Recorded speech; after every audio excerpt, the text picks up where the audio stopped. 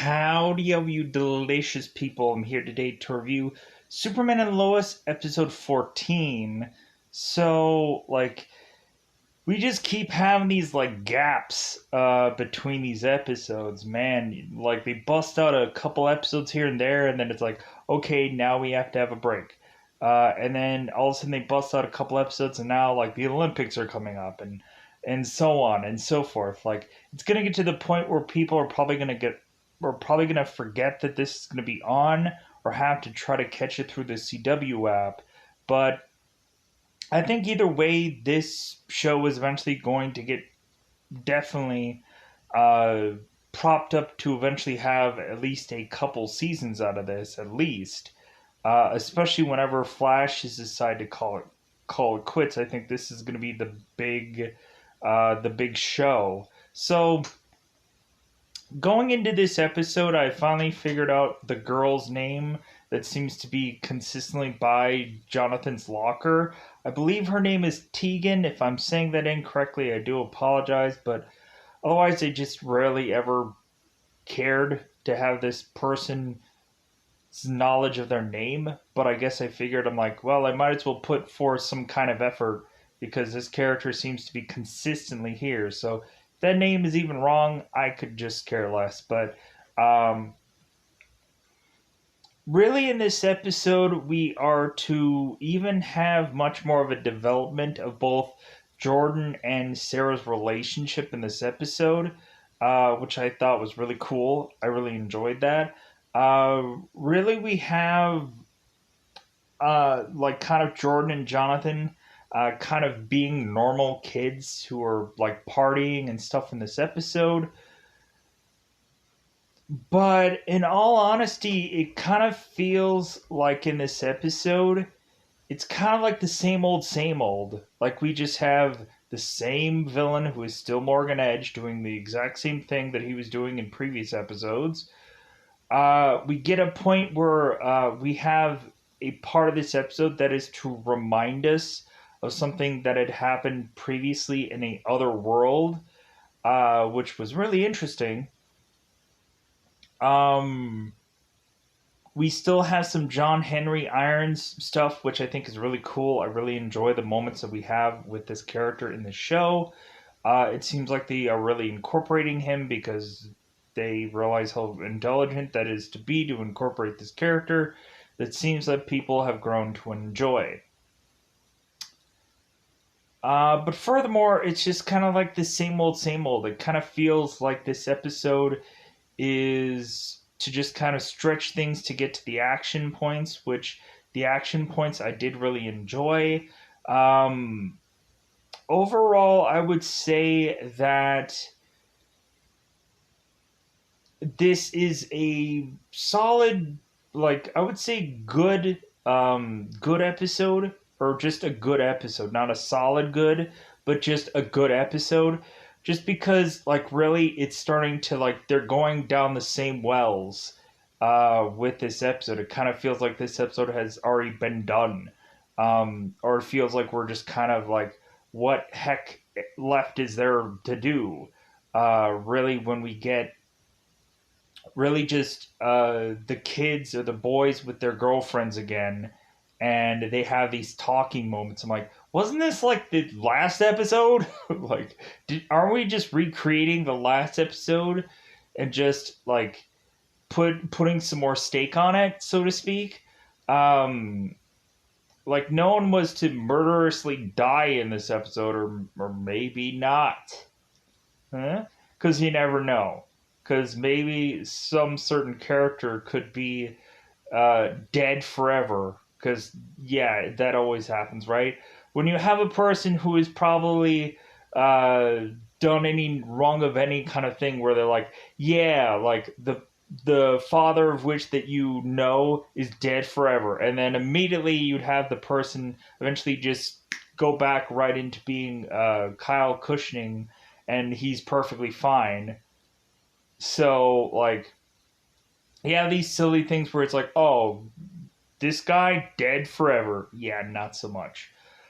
But yeah, I think that's all that I have to say about this episode in a very cryptic like sense because it's just wait till we get to the action, and then like the action points, like everything that happens around that part is just kind of an interesting part of this episode.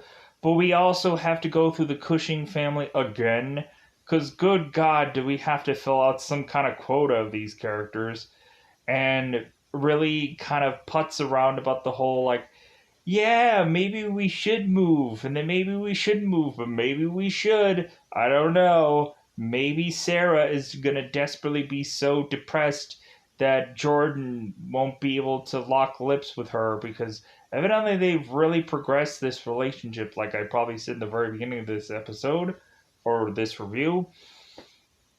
But yeah, uh, interesting things happening in this episode. So it's a good, almost near solid good episode.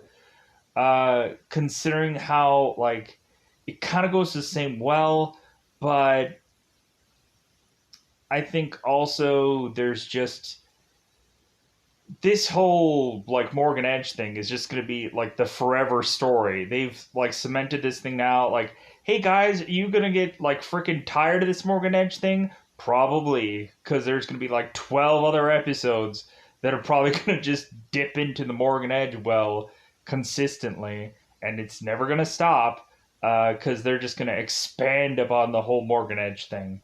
And so he's technically, I guess, the Eradicator in this episode.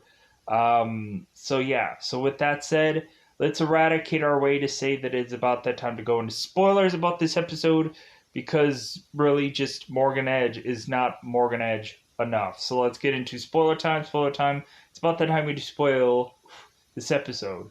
So, like I think I kind of already covered the Cushing stuff. It seems like the Cushing family is eventually deciding to sell their house, and so it seems that Sarah is just kind of upset with her parents because they are kind of leaving Smallville when the going gets tough, and so Sarah kind of is upset with her parents because they're kind of hypocrites, and like Sarah's really just mad just because she finally has a real true boyfriend that she's really fallen for, and that is eventually going to get ripped away from her. And Sarah, when talking to Jordan about all this, is like, dude, the long distance thing is just not going to work between us. We're probably going to end up hating one another, and like long distance isn't going to work because case in point, like Sarah uses Jonathan's relationship with his girlfriend to just kind of say like, yeah, the long distance thing is just not going to work. Plus also like Sarah should probably be a lot more in this show than she actually is, but because that whole singing thing just wasn't good enough, right? Like 2 episodes of her singing in some freaking episode, which I complain about. But anyways, so what the heck? What the heck else is going on besides the Cushing family? So both Jordan and Jonathan, which we like, it's kind of weird seeing them very slimmingly used. Like I'm like, man, just like the early episodes, they like really just did these kids to death, where you're just like, man, a whole entire episode just dedicated to Jonathan or dedicated to Jordan or dedicated to Jonathan and Jordan teaming up together to ruin our lives. And then all of a sudden they just like, hey, let's actually do a Superman episode. Hey, let's actually do a Lois and Superman episode. And then it's like, okay, now like, what happened to the kids? What happened to the kid? Like what? Like now I'm like complaining about that. Like I want more Jonathan and Jordan stories, which technically they are doing that in that in this episode, so I can't complain about that because they actually did what I like. I'm just kind of like, what happened to the kids? There they are in this episode. So, uh, so Jonathan and Jordan are going to this party, and so we have both Clark Kent and we have Lois Lane that are kind of being very cautious parents to really have, if Jordan is going to go to over to Sarah's house, that Lois wants Lana to be present. Because it's like, hey, like your relationship is progressing and we guys don't want you to be like bumping any uglies or whatever, because this is a show where it's like PG whatever. So maybe lighten up on that kissing too, because we don't want to get any NC-17s being rolled out. So, but I'm just like, God, like freaking, like, I really don't want like Lois and Clark to be like freaking being those kinds of parents that are just having to like watch over their kids like a hawk to make sure that, oh, like you better not kiss her 4 to 5 times. F that, come on. Like freaking their kids. Like freaking let them run wild. For like, if anything, it's not like they've like gone and heat visioned a campfire at one point. Oh no, they did that. Oh well, I guess you probably should watch over them. I don't know. So because eventually that heat vision thing created a bunch of freaking kryptonite mutants. So yeah, you should put up. Yeah, I guess you'd probably watch over them. So when the last time they went to a party, they freaking created superhumans. So whatever. Anyways, pushing on. So uh Jonathan eventually hangs out with Tegan, and she's to mention how she is to kind of in a lot of ways feel familiar territory with Jonathan. How at one point she was kind of like the new kid in Smallville, and how really when Jonathan had to go through his times being the new kid in school, like Negan is like, or Negan, Tegan is to consistently just like look and smile at him, just to like be like, yeah, like me and you, we're like one and the same. Then why couldn't she have done this thing called approach Jonathan? Said, hey, yeah, like I get that you're new in town. Like I was the same kind of thing, so let me help you kind of easily get through all this rigmarole. But I guess it's also just like, too, like, if I were the new kid in town, like, I wouldn't help out the other new kid in town. Like, there was a lot of times when I was like a senior in high school, and like every one of like the freshmen and whatever down, nobody freaking knew where a lot of the rooms were in a lot of the school, and I would just be like, oh yeah, like go down this hallway, take a right, and you'll like be right there. Like, oh thanks, like yeah, freaking like I'm sure freaking for me, when I would have to like be like, I don't know where I'm going, I'd probably be shouting out to somebody like, hey, where the heck is this room? Um, so it's kind of like a pay it forward kind of moment where you would probably obviously know where all these things are. So skipping ahead, so eventually we have Sam Lane, who is eventually going and having this press conference being done and to try to eventually help people understand why the military is still there. And really, it's just still there because Morgan Edge is still a threat. He went out in space and did the whole Eradicator thing.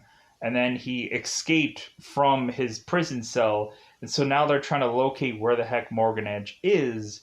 And also, we have a point where Leslie is to have been prisoned, but then, of course, we have Morgan Edge who ended up breaking her out of prison. So Morgan Edge is basically putting the band back together. Just be like, hey, man, like, we're going to freaking, like, put together a big old threat with us. Because basically, what Morgan Edge had to forcibly get a device for to be able to change a lot of human people into Kryptonians, now Morgan Edge can basically do that portably. Like he can go and like put a Kryptonian soul within someone's body. And eventually that becomes evident towards the tail end of this episode, which I thought was really interesting. So, uh, so we have Sam Lane who is answering all these questions. Everybody's like jumping up and like, hey, like if anything, you guys are scaring away all the business. When the heck are you guys gonna get out of here? Because if anything, like people are running scared, people aren't sure about things. Like, give us a timetable of when the heck you guys are gonna get out of here, so that way we can feel more safe in Smallville. So Sam Lane is like, well, we have a mission that we have to do and it's unfinished, and eventually Lois is to mention to the people of the city that the main reason, because Sam won't say it, Lois is to eventually mention to the town that Morgan Edge had escaped, and so that's the reason why they're still here, to keep everyone safe until the threat is eliminated. Or maybe not eliminated, maybe like caged or whatever, however PC you want to say about it. So, and also Leslie is out on the loose. So, like, we got two Kryptonians, but also we have both John Henry Irons, we have we have Superman, and we also have quite possibly Jordan, who is to eventually have superpowers every once in a while. So, and I was kind of expecting for Jordan to like unleash his superpowers right in front of Sarah. I'm like, man, would have been a cool reveal for Sarah to actually be forcibly like have knowledge upon Jordan, and then she has to keep it secret. That would have been cool. Cause what ends up happening is eventually Sam is to get a little whisper in his ear, mentioning that Morgan Edge is to be basically outside, and that eventually he is to, like, I guess, like, start putting some other people who had been changed into Kryptonians now, like, coming to his aid or coming to his help, however you want to say that. So, and also Leslie's out there. So uh, Sam is to kind of give the nod to Superman, like, hey, like, something's up.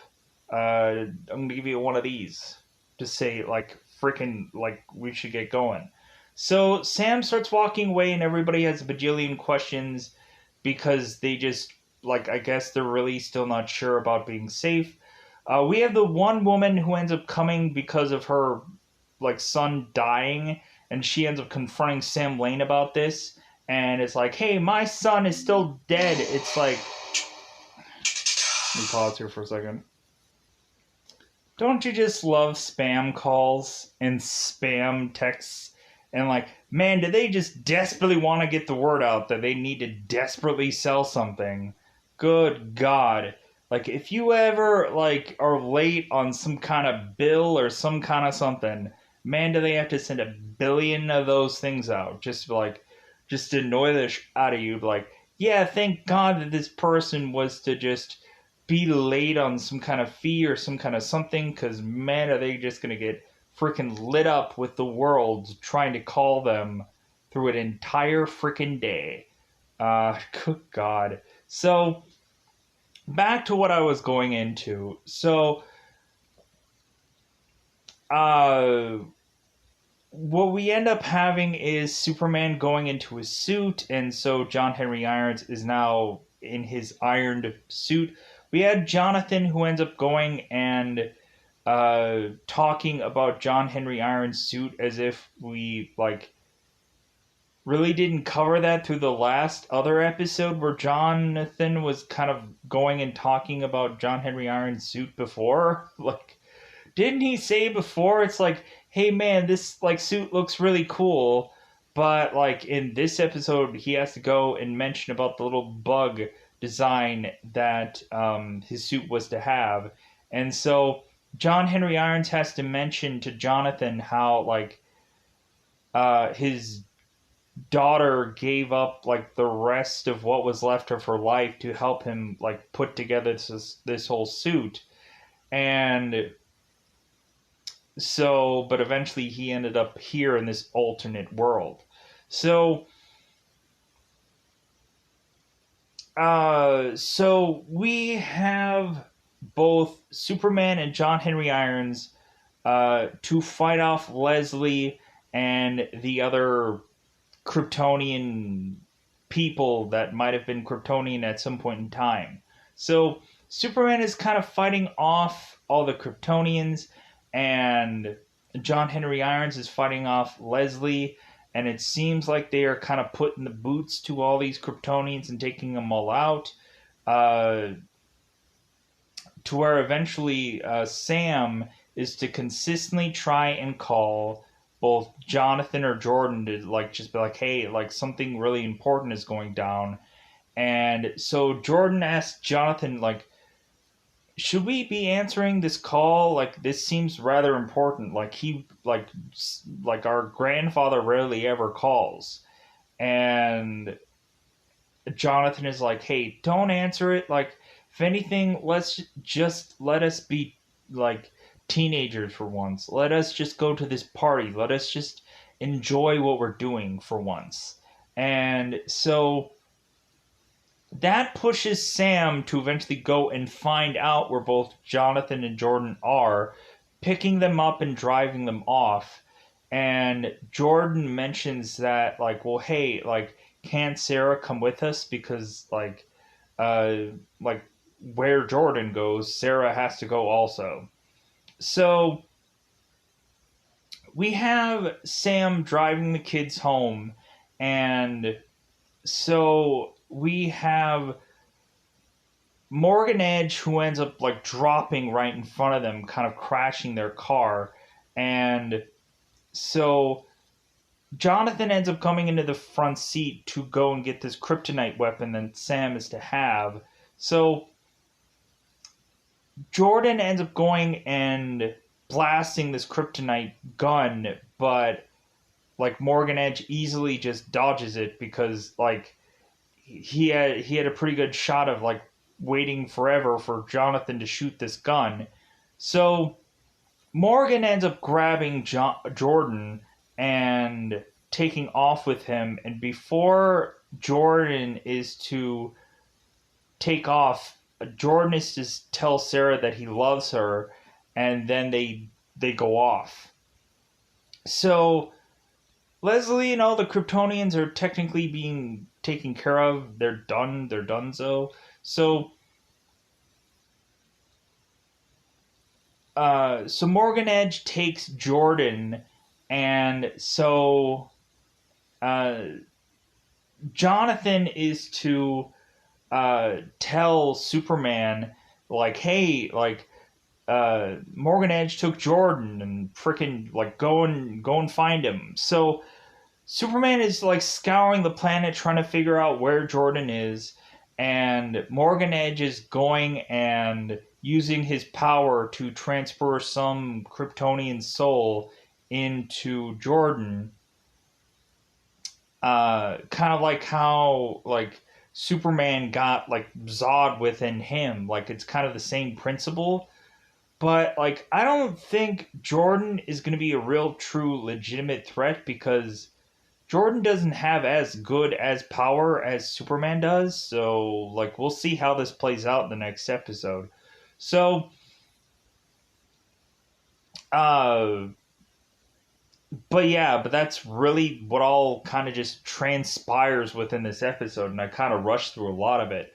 Uh, oh, um, Lois Lane is to eventually go back to her like newspaper of a boss, and it seems that we find out that Lois Lane's boss is to eventually just sell the Smallville Gazette or whatever to, I guess, the Daily Planet, just because this woman is really starting to lose money and like there's very little funds coming in and ba ba ba ba ba ba. So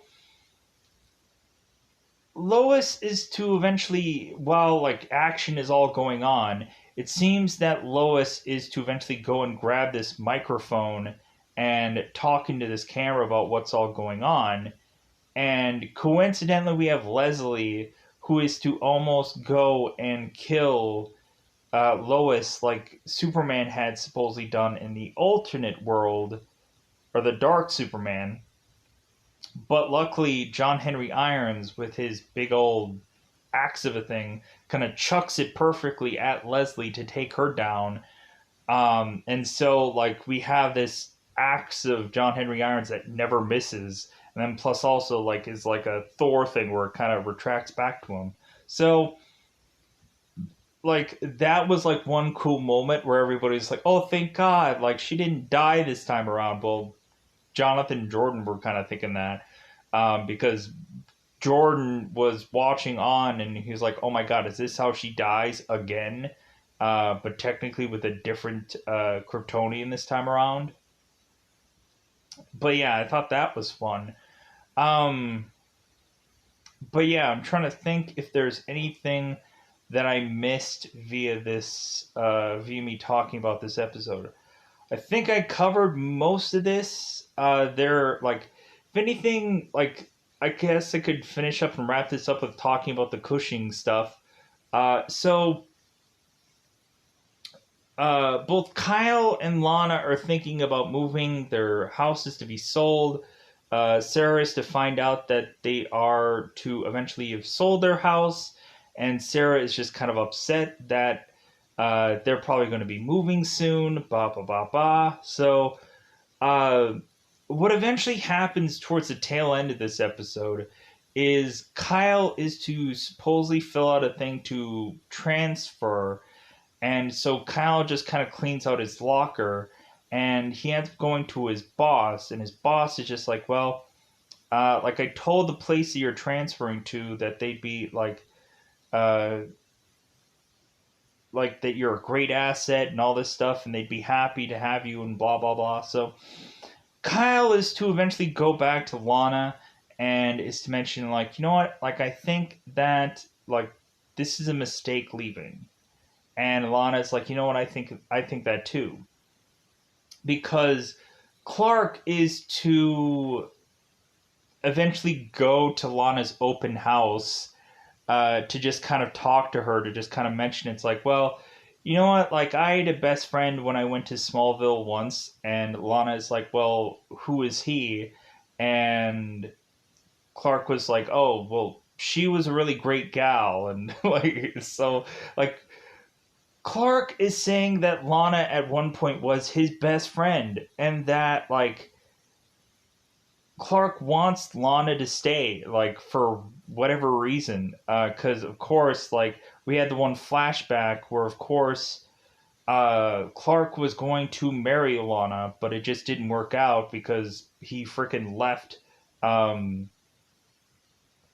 and then once he came back, like, Lana was basically married and whatever. Because Clark left to go and to do training, and then he came back, and then Lana was married off. So it was basically just like, ah, crap. Well, like, I guess I should just go to Metropolis and just make babies with Lois Lane. I always get Lana and Lois confused because to me they're almost like one and the same person, honestly. But yeah, so yeah, I think I've kind of covered everything, open house wise and whatever. Um, but yeah, so hopefully that covers everything. There might be a loose end here or there, but nah. So yeah, like, good enough episode. But I'm gonna get out of here. Bye, everybody. Bye, everybody.